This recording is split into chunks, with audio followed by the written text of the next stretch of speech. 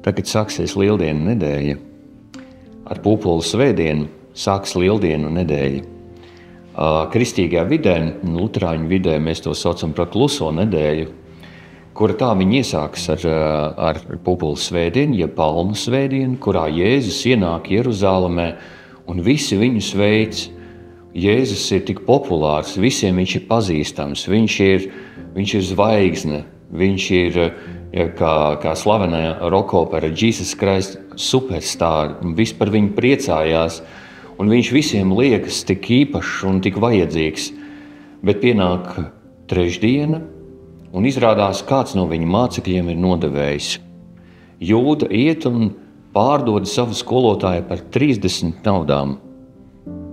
Tās bija lielas naudas priekš tā laika, bet vienalga nodevēja nauda. Zaļajā ceturtdienā Jēzus iestāda svēto vakarēdienu. Zaļajā ceturtdienā cilvēki nāk un viņu arestē, un viņš piedzīvo to, ko piedzīvoja arī ļoti daudz cilvēku pasaules vēsturē, kā viņi tiek vienkārši no brīviem cilvēkiem kļūst par cietumniekiem, kas piedzīvo to, ka viņus pilnīgi ne par ko citreiz varbūt saņem ciet un iegrūž cietumā.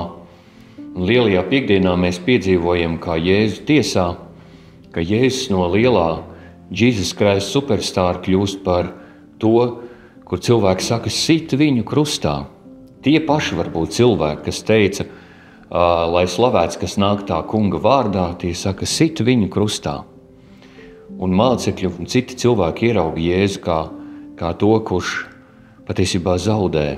Jēzus sevi parāda kā lielu zaudētāju, vai kā cilvēku, kuru visi atstāja. Viņš paliek viens pats savu apsūdzētāju priekšā. Pilāts viņu notiesā, viņš nes savu krustu, viņš tiek piesists krustā, piedzīvo milzīgu pazemojumu, un viņš mirst pie krusta. Klusā sestdiena, kurā Jēzus guļ kapā, un visi mācekļi un viņu mīlošie cilvēki domā, ka viņš ir miris. Jēzus, viņu cerība, viņu ticība, tā ir aprakta kapā. Bet no nakts nāk jauna diena, un Jēzus augšām ceļās. Trešajā dienā viņš augšām ceļās.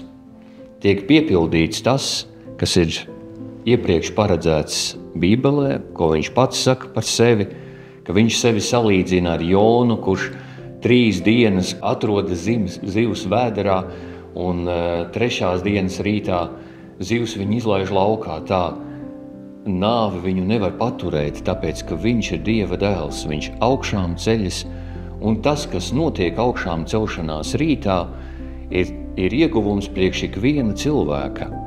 Viņš ir tas, kurš augšām ceļās, kurš uzvar nāvi, un viņš paņem līdzi visus pārējos cilvēkus, kas viņam jebkad visos laikos ticēs.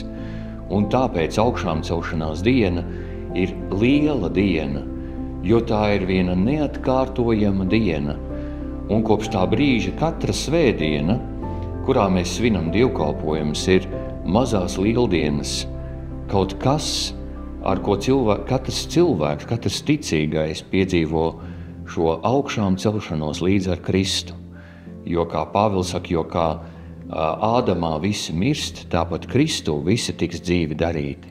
Mēs gaidām lieldienas ar lielu cerību, kad arī mēs līdz ar Kristu tiksim augšām celti.